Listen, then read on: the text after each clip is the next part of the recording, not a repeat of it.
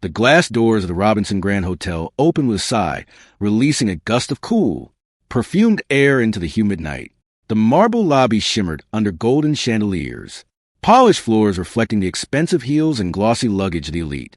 To the guests, sipping champagne or chatting quietly near the fountain, this lobby was the embodiment of class, a world within a world, where wealth dripped from the walls and everyone inside believed they belonged. Then Ava Robinson walked in. She wasn't draped in diamonds or trailing a designer suitcase.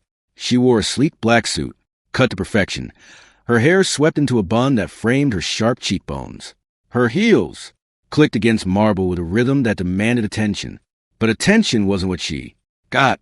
Two receptionists at the front desk glanced up, then looked her over as if they'd spotted a flaw in a masterpiece. Their smiles dimmed. They leaned toward each other, whispering. Ava caught the words. She always caught the words. Does she even belong here? One muttered. Looks like someone got lost, the other chuckled. Ava set her purse on the counter. Her voice was calm, precise, practiced from years of fighting to be heard. Checking in, Ava Robinson. The receptionist began typing, eyes darting between her and the computer screen. His fingers barely moved over the keyboard. I don't see that reservation. Are you sure you're at the right hotel? I'm sure, Ava said. Her eyes flicked briefly to the massive gold letters mounted behind the desk. Robinson Grand. Her name carved in metal, shining for the world to see. The receptionist smirked. Perhaps you're confused. There's a budget in a few blocks. Down. Maybe that's what you're looking for. Ava's jaw tightened, but her smile stayed. She'd learned long ago that showing anger was a gift to people like him. And Ava never gave gifts to those who doubted her. The second receptionist leaned in. Ma'am, this area is for registered guests only. I'm going to have to ask you to step aside. I am not a guest, Ava said evenly. I am the security. The first receptionist interrupted. He raised a hand, waving to the corner of the lobby. The guard lumbered over. Tall, broad, with a radio clipped to his belt. He sized Ava up like she was a trespasser. What seems to be the problem? This woman is trying to get access without a reservation. The receptionist said smoothly. We've asked her to leave. Ava turned to guard, her voice steady. This is my hotel. The guard laughed. A deep, mocking laugh that made nearby guests look over curiously. Right. And I'm the mayor. Come on, ma'am. Outside. I am the owner, she repeated. The guard placed a firm hand on her arm. His touch was unwelcome, but Ava didn't flinch. She allowed herself to be guided toward the glass doors, every click of her heels echoing. Against marble like punctuation marks on the moment, guests whispered. A few smirked. No, one defended her. And then, just like that, the doors opened and the owner of the Robinson Grand was pushed out into the summer night.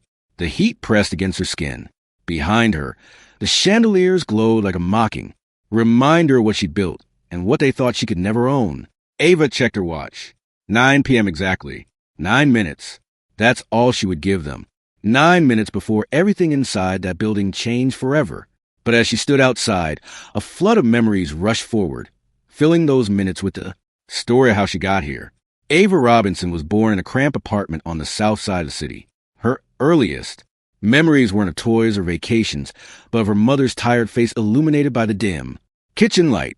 Lorraine Robinson worked 2 jobs, nursing aide by day, cleaner by night, just to keep food on the table for Ava and her 2 younger brothers. Money was always tight. Bills piled up on the counter. Heat was turned off in winter more than once. But what Ava remembered most wasn't the struggle. It was her mother's unwavering faith. One day, baby, Lorraine would whisper when she tucked Ava in, you'll own something nobody can take away from you. Those words burned into Ava's bones. School wasn't easy. Teachers praised her intelligence but treated her like an anomaly, as if brilliance wasn't expected from someone like her. Classmates called her names, teased her, clothes, mocked the way she carried books instead of gossip. By middle school, she'd already learned that being smart and being black in her neighborhood put a target on her back.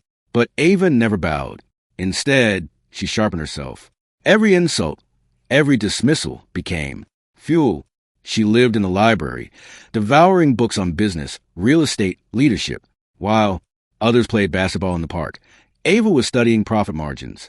By high school, She was working weekend at a diner, saving every tip in a shoebox under. Her bed. She kept a journal where she sketched dream buildings, skyscrapers, office, towers, hotels. Her counselor told her she should be more realistic. She smiled politely, wrote realistic is for the week in her journal, and doubled down. Scholarships carried her to college. Even then, she felt the walls closing in. Professors questioned her ideas. Classmates excluded her from projects. Recruiters told her she didn't have the look for leadership. One man in a suit told her flatly, "People like you don't end up owning hotels. Stick to something smaller." She remembered every word. After graduation, Ava entered corporate America. It was a battlefield painted in suits and boardrooms. She was underestimated, spoken over, treated like decoration. When she presented ideas, others took credit. When she asked for raises, she was told to wait her turn. But Ava didn't wait. She learned. She observed. She took notes on how deals were made, how properties were valued, how leverage shifted with a single signature. By 26, she made her first investment, a rundown duplex in a forgotten part of town. Friends told her she was crazy. Banks gave her loans with suffocating interest rates. But Ava renovated, rented, and flipped it. Profit came slow at first, but it came. Then she did it again and again. By her late 20s, she had a portfolio of properties, each one a brick in the empire she was quietly building. There were nights she barely slept, mornings she cried in silence, days she doubted if she could keep going. But every time, she remembered her mother's voice, "Own something nobody can take away." At 32, she saw the Robinson Grand listed for sale, a historic hotel neglected by its previous owners, bleeding money. To most investors, it was a sinking ship. To Ava, it was destiny. The fight to buy it nearly broke her. Banks laughed her out of meetings. Investors ghosted her. One man looked her in the eye and said, "Even if you had the money, nobody would trust a black woman to run a place like that." But Ava refused a break. She leveraged every property she owned, mortgaged her future, and gathered every dollar. She studied the market, prepared a plan, and pitched until her voice went hoarse. And finally, miraculously, the deal went through. She remembered standing in the empty lobby at midnight the day the papers were signed. Chandeliers dark, floors dusty, silence heavy. She pressed her palm to the marble counter and whispered, "We did it." And now, years later, she was standing outside the same hotel, not as a guest, not as a trespasser, as its owner, and they had thrown her out. Ava exhaled slowly, the night air filling her lungs. She checked her watch again. 3 minutes had passed. 6 to go. She closed her eyes. In the darkness, she saw her mother, her brothers, her younger self, sitting in a library with books stacked high. She saw every person who told her no, every door slammed in her face, every laugh that suggested she was dreaming too big. And then she saw the chandeliers inside the Robinson Grand, glowing against the marble, carrying her name above them. Her lips curved into the faintest smile. 6 minutes. Everything was about to change. The minutes ticked like drum beats. Ava stood beneath the neon glow of the hotel sign, its gold letters casting light across her face. She was steady, though a storm raged behind her calm exterior. 6 minutes had passed, then 7. Each second stretched, heavy with memory and fire. At exactly 8 minutes past 9, a sleek black sedan pulled up to the curb. The door opened, and Jordan stepped out, her most trusted advisor, a man with sharp suits, sharper instincts, and the loyalty of a brother. In his hand was a leather folder thick with papers. "Am I late?" he asked, though he already knew the answer.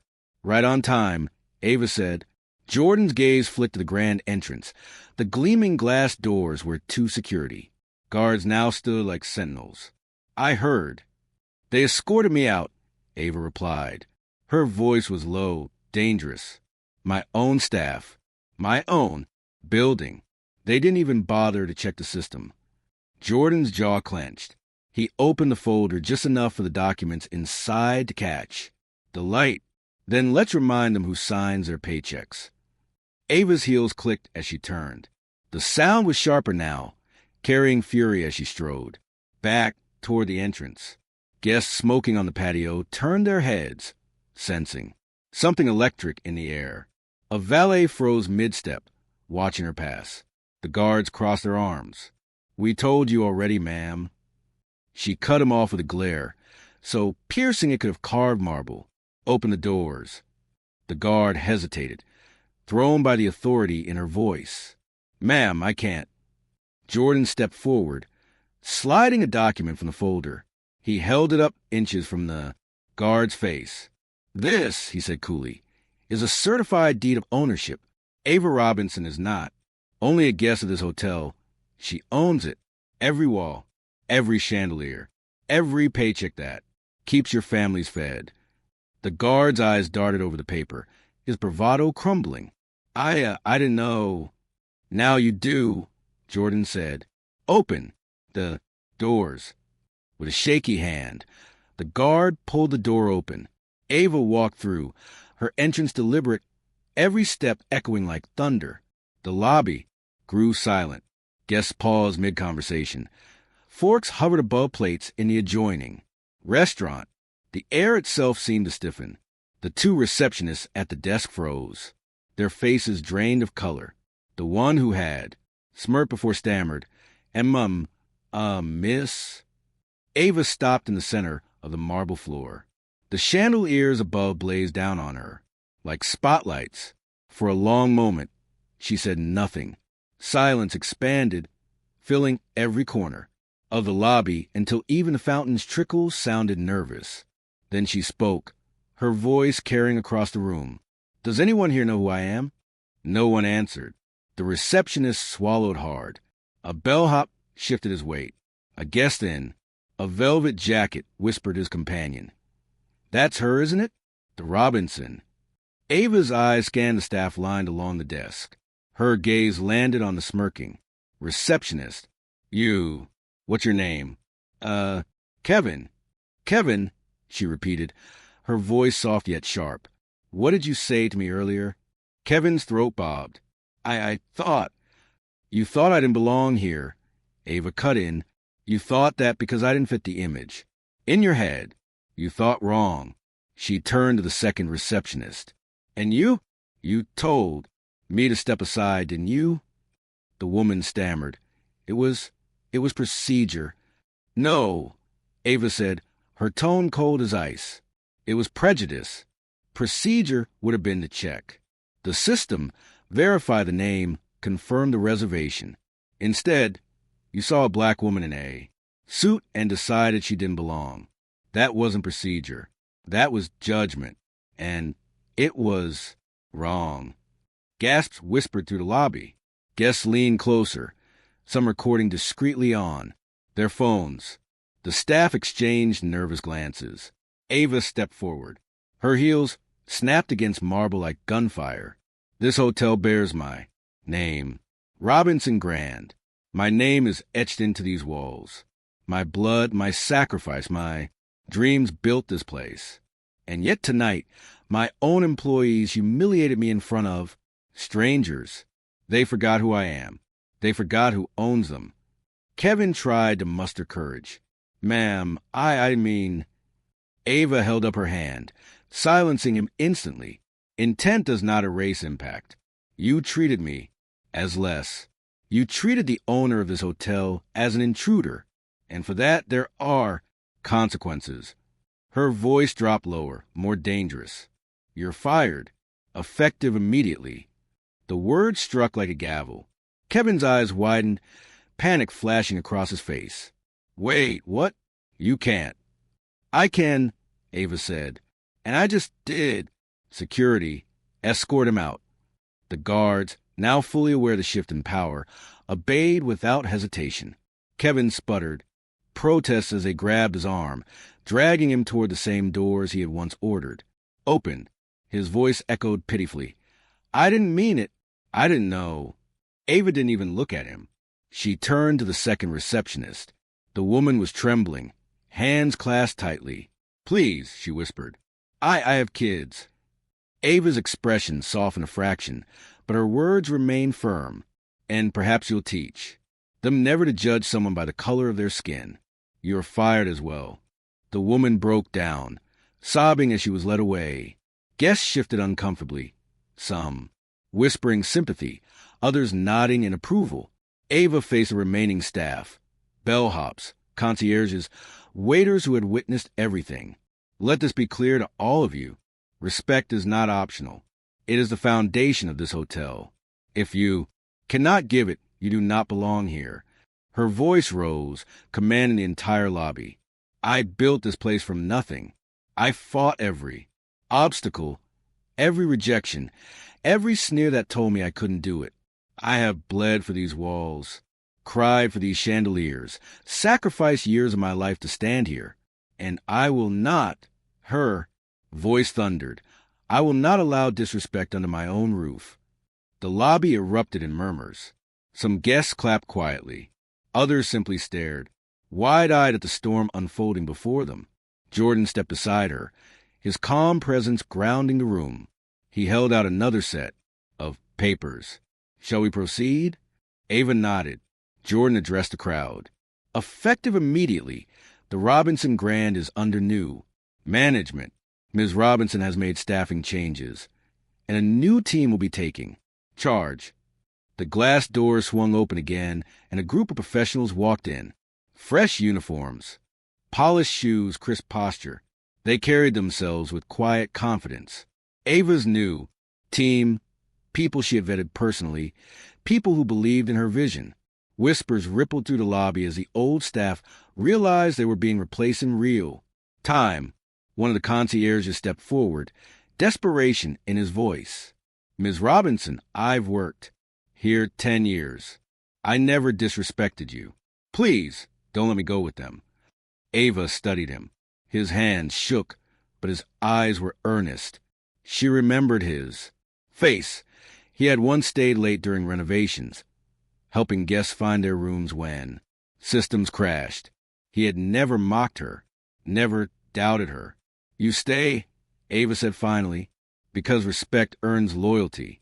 And loyalty is priceless." The man sagged with relief, tears brimming. "Thank you, Ms. Robinson. Thank you." Ava turned back to the others. "The rest of you, collect your things. You are dismissed. Tonight, the Robinson Grand is reborn, with a team that understands respect, with a team that understands me." Her words echoed, bouncing off marble and glass, filling the space with finality. One by one, the old staff shuffled away, some angry, some ashamed, some in tears. Guests watched as history unfolded before them. A purge, a rebirth. Phones captured every second, ensuring the story would spread beyond these walls by morning. When the last of the dismissed staff had gone, Ava looked around the lobby. For the first time that night, it felt like hers again. Jordan leaned close. "You did it." "No," Ava said softly, her eyes fixed on the chandeliers above. "We're just getting started."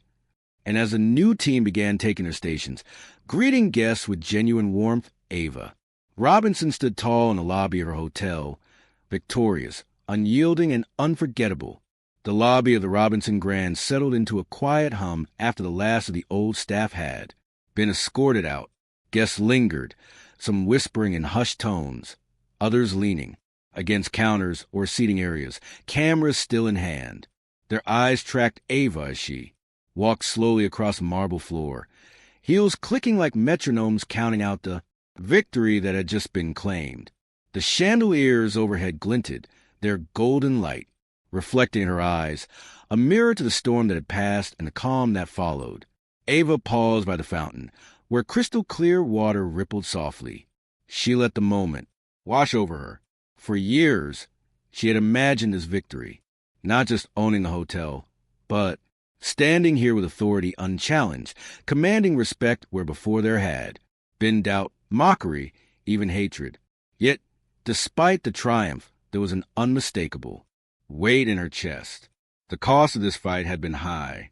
The humiliation she endured, even if brief, was a bitter reminder of how far she had come and how far the world still had to go. Her mind drifted back, unbidden, to the early morning she spent as a teenager, sitting in the corner of the tiny kitchen at her mother's apartment, flipping through books on business and architecture by the dim glow of a single lamp. She could still see her mother's tired, kind face, the one that had worked herself into exhaustion to keep food on the table, to keep hope alive in a household teetering on the edge of despair. Lorraine Robinson had always believed in her daughter, even when the world refused to. "Baby," she had whispered one night as Ava pressed her face into a pillow to stifle tears of frustration, "you'll own something nobody can take away." Those words had been her compass, her fire, the anchor that refused to let her falter, no matter how often doors slammed in her face. She remembered the first time she had pitched a property deal as a young woman barely out of college. Investors had stared at her like she was a puzzle missing crucial pieces. "People like you don't last in this business," one man had said, leaning back in his chair with a self-satisfied smirk. At the time, she had almost walked out defeated, the weight of their doubt pressing against her chest. But she hadn't. She had stayed, argued, demonstrated her knowledge, her vision, her commitment. The deal had fallen through eventually, but the lesson endured. Resilience mattered more than approval. And every time she faced rejection, every time the world tried to underestimate her because of the color of her skin or the sound of her voice, she had remembered her mother's words, and she had persisted. Now, standing here, moments after taking control of her hotel in a way that would reverberate far beyond these walls, she allowed herself a deep exhale. Victory was sweet, but reflection was necessary. The hallway that led to her office called, and she obeyed. Her assistant Jordan followed silently, his presence a steadying force. She entered the office, and the city stretched before her through floor-to-ceiling windows, lights twinkling like a constellation of proof that she had arrived. She sank into her chair, letting herself finally feel the rush of adrenaline that had carried her through the confrontation in the lobby. She closed her eyes and saw every face that had doubted her, the receptionist who smirked, the security guard who laughed, the housekeeper who whispered behind her back.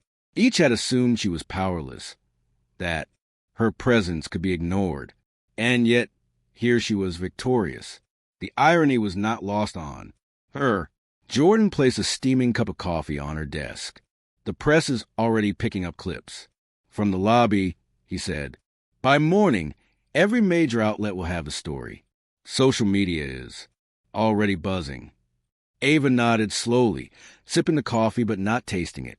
"Good," she murmured. "Let them watch. Let them see what happens when someone underestimates you. Let them see the consequence of disrespect." She leaned back, staring at the lights of the city, and her mind began to wander further back in time. University nights spent cramming in the library, lone stacked high professors, questioning her every move. Corporate offices where she was spoken over, overlooked, dismissed. She had faced moments where she almost gave up entirely. She had nearly walked away from deals she had spent months preparing, nearly let someone else take credit for her ideas. She had endured microaggressions so subtle yet so corrosive that they left scars invisible to the world, but etched deep in her memory. Each challenge, each slight, each bitter moment had forged her into the woman standing here now, unyielding, intelligent, unafraid. And now, every camera pointed at the lobby footage would tell the story differently. Some would frame it as a scandal, a black CEO firing her staff in dramatic fashion. Others would see the triumph, the reclamation of power, the embodiment of resilience. But Ava knew the truth, the complexity behind what unfolded. It was never about spectacle. It was about respect. And respect, she realized, was never freely given. It was earned, and when it was denied, it must be enforced. By dawn, the Robinson Grand was alive with chatter far beyond its walls. News anchors dissected the event in their morning segments. Social media exploded with hashtags, commentary, and videos. Ava watched from her office as strangers across the city reacted. Some criticized her, calling her harsh, dramatic, unrelenting. Others cheered, praising her. courage, her decisive action, her refusal to tolerate prejudice. Every message, every post, every mention fueled her understanding that her actions had made a statement far greater than the hotel itself. Jordan entered again, holding a tablet displaying live news coverage, morning shows, trending topics, local news. Your story is everywhere. The world is watching. Ava's eyes followed the clips, seeing herself in slow motion, walking through the lobby, delivering her words. The applause, the tears, the shock, every nuance captured. She leaned forward, fingers brushing the glass of the tablet. "Let them watch," she said softly. "Let them learn. Let them understand the cost of underestimating someone. Let them understand what it means to own your power." The phone rang. Board members, investors, and even old colleagues, all calling with reactions. Some were angry, worried about public perception. Others were supportive, impressed by her decisiveness and strength. Ava listened, measured, and responded with calm authority. Every word reinforced her role, her control, her vision for the Robinson. Grand.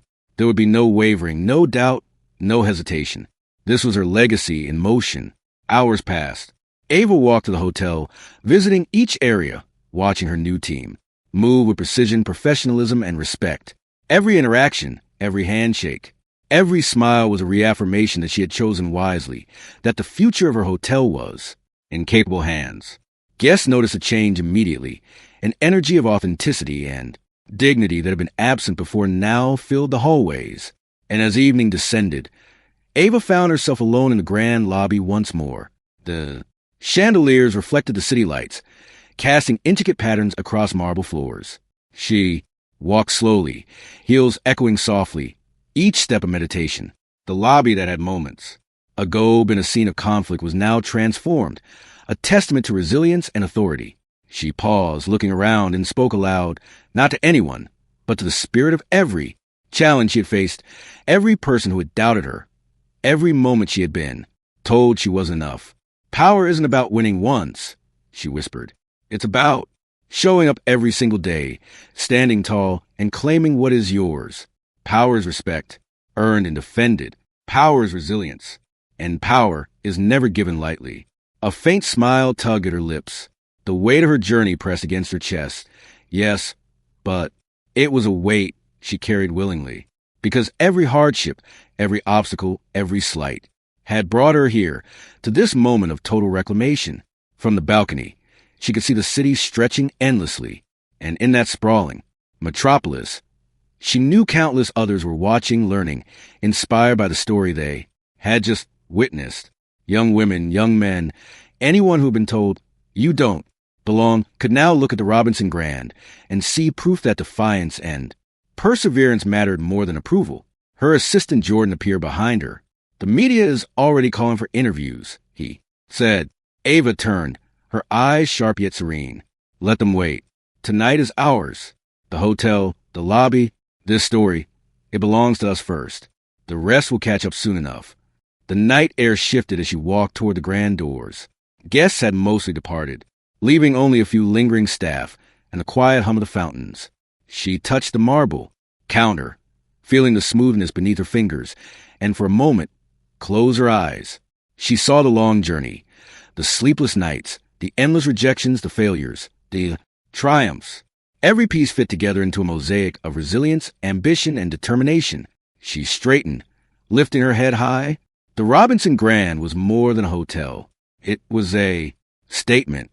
It was her declaration to the world that no prejudice, no mockery, no obstacle could erase her presence or diminish her worth. And as she took one last slow walk through the lobby, letting her eyes sweep across every corner of the space she had built and reclaimed, she whispered the words that would linger in the hearts of anyone who witnessed the story. Never let anyone tell you where you belong. Stand, fight, and claim your place. And if they try to push you out, come back stronger and let them remember your name forever. The chandeliers glimmered above, the marble reflected her silhouette, and the air itself seemed to hold its breath in awe. Ava Robinson, the woman who had been kicked out of her own hotel, now ruled it with dignity, intelligence, and an unbreakable spirit. She exhaled slowly, a serene smile on her face, and whispered once more, like subscribed residential stories.